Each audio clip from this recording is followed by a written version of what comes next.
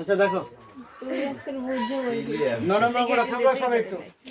একটি সামান্তরিকে বাহুদ্বয়ের দৈর্ঘ্য 30 সেন্টিমিটার ও 26 সেন্টিমিটার এবং ক্ষুদ্রতম কর্ণটির দৈর্ঘ্য কত 28 সেন্টিমিটার হলে বৃহত্তম কর্ণটির দৈর্ঘ্য অথবা অপর কর্ণের দৈর্ঘ্য নির্ণয় করো। আবার দেখো একটি সামান্তরিকে বাহুদ্বয়ের দৈর্ঘ্য মানে বিপরীত যে বাহুদ্বয় আছে তাদের দৈর্ঘ্য দেওয়া আছে কত 30 সেন্টিমিটার আর 26 সেন্টিমিটার এবং ক্ষুদ্রতম কর্ণ যেটা সেটা দেওয়া আছে 28 সেন্টিমিটার।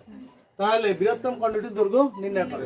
মনে করো এ বি সি ডি এই অংশটা না এ বি সি ডি এটা একটা সামান্তরিক। তার এই যে এবি বাহু আর এই সিডি বাহু এই রয়েছে 30 সেন্টিমিটার আর এই এডি বাহু আর এই যে বিসি বাহু এগুলো হচ্ছে কত 26 সেন্টিমিটার করে। আর এই ক্ষুদ্রতম কোণ বিডি এর মান দেওয়া আছে, ক্ষুদ্রতম কোণ বিডি এর মান দেওয়া আছে 28 সেন্টিমিটার। আর এই যে এসি বৃহত্তম কোণ এসি এর মান বের করতে হবে। এসিটা যোগ করি না যদিও, দেখো এই যে এসি এটা বের করতে হবে, বৃহত্তম কোণ এসি এর দৈর্ঘ্য নির্ণয় করতে হবে। আচ্ছা তাহলে এটা করার জন্য আমাদের কিছু কাজ আছে। তাহলে লিখলাম দেওয়া আছে এবিসিডি সমান্তরালে এবি সমান সিডি সমান 30 সেন্টিমিটার, এবি বাহু আর সিডি বাহু কত 30 সেন্টিমিটার, আর বিসি সমান এডি সমান 26 সেন্টিমিটার। বিসি এইটা আর এডি এর কত দেওয়া আছে 26 সেন্টিমিটার। ক্ষুদ্রতম কোণ বিডি সমান 28 সেন্টিমিটার, বৃহত্তম কোণ এসি সমান 5। তাই ডি ও সি বিন্দু থেকে এবি এবং এবি বর্ধিত অংশের উপর ডি এবং সি এফ লম্ব টানি। দেখো এই ডি বিন্দু আর সি বিন্দু থেকে দুটো লম্ব টানি, দুটো লম্ব, একটা হচ্ছে ডি একটা হচ্ছে সি। এই সি এফ লম্ব টানলে এই বাহুটাকে একটু বাড়ানো লাগে, এই জন্য বর্ধিত অংশের উপর লাগা হয়েছে, ঠিক আছে। আচ্ছা এখন দেখো তাহলে ডি আর সি এফ এর মান কি হবে সমান হইবে, কারণ কি যেহেতু সামান্তরিক তাহলে তাদের রেখা দুটো কি গেছে একই অ্যাঙ্গেল একই কোণে গেছে, সমান্তরাল গেছে।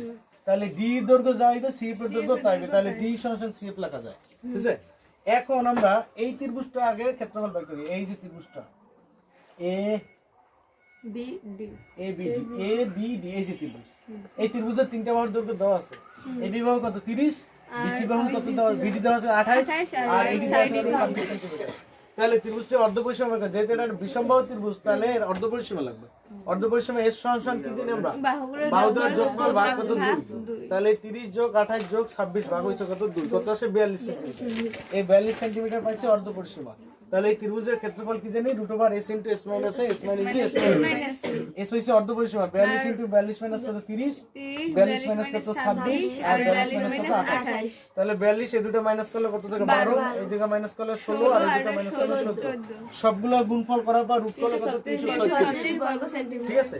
আবার একটা ত্রিভুজের যদি আমি উচ্চতার ভূমি জানি তাহলে ওই ত্রিভুজের ক্ষেত্রফল জানি। এই উচ্চতার এই ভূমি যদি জানা থাকে তাহলে এই ত্রিভুজটাই যদি আমরা দেখি আবার এটা হচ্ছে ভূমি কত এবি আর উচ্চতা আমরা কত হচ্ছে ডি না, তাহলে ওই ত্রিভুজের ক্ষেত্রফল নির্ণয় হচ্ছে কি হাফ ইনটু ভূমি ইনটু উচ্চতা। তাহলে হাফ রইলে ভূমি কত এবি মান কত 30 আর উচ্চতা কি ডি তো জানি না, জানি 2 দিয়ে 30 এর ভাগ দিলে কবার যায়, 2 দিয়ে 30 এর ভাগ দিলে কবার যায় 15 পায়, তাহলে 15 ডি। তাহলে এই ত্রিভুজের দুইটা ক্ষেত্রফল আমি বাইর করছি। কিরে রুদ্র মনে আছে বিষয়টা কোন যে দুইটা কেন লিখলেন? তাহলে এই ত্রিভুজের দুইটা ক্ষেত্রফল, একটা মূল ক্ষেত্রফল আমরা বাইর করছি আবার এই উচ্চতার মাধ্যমে ত্রিভুজের ক্ষেত্রফলটা বাইর করছি ডি নাকি। তাহলে প্রশ্ন মতে লেখা যায় যে 15 ডি ক্ষেত্রফল সমান কত 336। তাহলে ডি সমান 336 ভাগ 15, এখানে ভাগ দিলে কত আসে 22.4। তাই 22.4 হইছে এই উচ্চতার মান, তাহলে এটা 22.4 হইলে এটাও কত 22.4। দেখছ আমরা আরেকটা ডাটা পাই গেছি। এখন এই ত্রিভুজটার মধ্যে যদি আমরা চলে আসি, এই ত্রিভুজের দুটো বাহু দেওয়া আছে, এই লম্ব আর এই অতিভুজ, বাকিটা কি ভূমি বি। তাহলে এখন লিখতে হবে ত্রিভুজ বিসিএফ সমকোণী ত্রিভুজ হতে পাই বিএফ স্কয়ার অর্থাৎ ভূমি স্কয়ার সমান কি অতিভুজ স্কয়ার মাইনাস লম্ব স্কয়ার। আমাদের মূল সূত্রটা কি লম্ব স্কয়ার প্লাস ভূমি স্কয়ার সমান অতিভুজ স্কয়ার। তো একসাথে যদি আমরা লিখি যে ভূমি স্কয়ার সমান কি লেখা যায় অতিভুজ স্কয়ার মাইনাস লম্ব স্কয়ার।